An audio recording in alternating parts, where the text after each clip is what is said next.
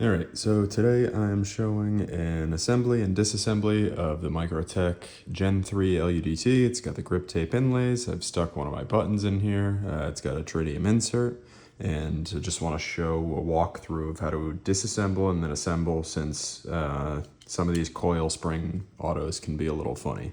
So first, you got a T20 here. We're taking out the pivot screw.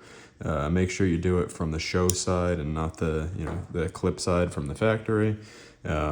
This side is keyed in, so you won't be able to turn this. You'll just wreck the knife or the screw. So don't do that. And then from top to bottom, we're going to take out the body screws. So start at the top and make sure you keep these in order when you're disassembling. So whether you do it top to bottom or bottom to top, either way, just make sure you know what goes where, because these are different lengths. And if you put them in the wrong position, they can stick out more, or you'll have it recessed too far, or what have you. So it can cause issues. So got all the body screws out. Now we're going to press this button, and then we are going to pop that top scale off. So we've got that. And now we're going to go ahead and let the knife kind of get to the lockout position like that, and we're going to release the button. So got the button and the button spring out. Be careful with that. There's a little spring under there that can fly out. And now we're going to take the bearing out. So you'll see on these that the balls are not really like press fit into place or anything. They can kind of fall out on you. So I recommend a pair of tweezers for this and replace the balls in the cage as you're doing this. So just want to keep track of them. You don't want those like rattling around, or you don't want to be losing a bunch. So make sure you've got them all, make sure you're keeping track, and make sure that they're not flying all over the place. So got that. Now the next step, you're going to want to take the other stop pin screw out. So on the other side, this is the only one that you need to take apart on the back side during disassembly. And I don't know if it's a need. This is just the way I like to do it. Whether that's right or wrong, I don't know, but I like to do that. And I leave that connected to the tool over here, just so that way when I go to put it in, that's going to be our first step for reassembly with the driver. So we want to have access to that. All right, now this blade is loose, so we're good. You're gonna let that go to the loose position. Then you'll see that we've got a bearing or a ball stuck on the inside of the race over there, which is kind of typical from my experience of disassembling these, but that's, depends on knife to knife probably, and production generation to generation. I don't know if in the future they're gonna cage these bearings so that way they don't fall out, but that's just the experience that I've had. So all right, so we've got that all out, right? Everything's all good. Make sure your balls are all in the bottom bearing track, bearing race. And then we're going to take the coil spring, we're going to drop this back into place, make sure that it's all seated and happy. So we've got that in there, which is good. Now we're going to take the blade, and you want this kind of past the open position. So open position is here when it's locked out. We're going to take it and turn it past there a little bit.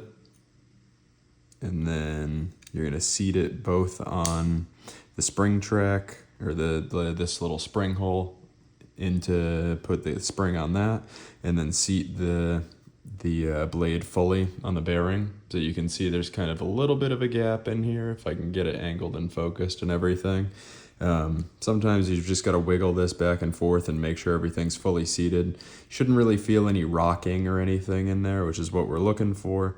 We just want that nice and mated up against the bearing itself. So that feels pretty good to me. We're going to go ahead and get the stop pin put in place, and then slowly let the knife kind of open and sit up against that stop pin. And then I like to keep pressure on the blade while I'm doing this, just so that way we're not letting the balls come loose as I'm assembling, because you can get balls popping out on the back side of this, which we don't want. If the balls end up popping out on the backside, you can have them out of the cage and then they're just floating around in that bearing race down there. So we'd prefer to not have that happen. So you want to get that tight enough that it's not going to move anywhere, so it's functioning as the stop pin, which is good. And then we're going to keep that downward pressure like I talked about on here. Let it stay fully open, but first we're going to drop our button spring in, and then we're going to take our button, whether it's the factory button or whether it's one of my replacement buttons, either way. You're going to take this and push it down in. Sometimes it can take some wiggling of the blade, but after that, you're going to take the blade and close it just slightly. So it's going to keep the button kind of retained in place. You're going to be able to get your fingers out of the way, because our next step is going to be dropping the other bearing on top here. So you're going to take this, make sure that all of the balls are in the track there. So you can see that we've got all the balls. Make sure your little steel washer is on the inside of this. Take it and stick it on. So sometimes this can take a little wobbling back and forth, but eventually you got it. And then you're going to look down, make sure you kind of got your blade centered in there. If it's not, it means you probably didn't keep enough downward pressure on the blade, so you're going to need to just wobble this back and forth while kind of crimping down on the scales a little bit. And then first I like to do the pivot screw, just to tighten that down, get it finger tight, and then we're going to do the rest of the body screws. So start top to bottom, just like we had the fasteners organized.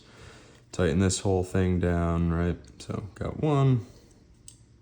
Oop. Got two.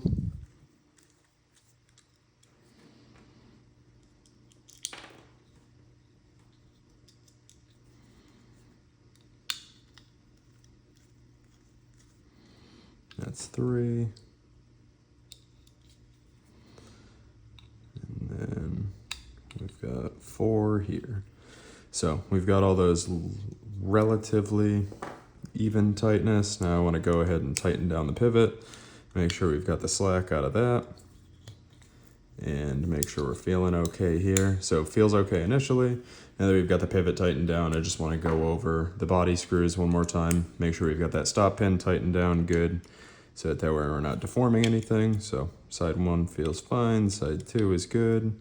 And just make sure we've got all these body screws snug down nice. And then close the knife, and then we're open.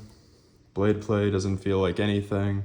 We're good there. You can see our lockup is pretty good in the back. I've got a good amount of engagement on the button. And when I lock in place, I don't really have any blade play closed. So that's the whole thing. Disassembled and assembled, and we are good to go.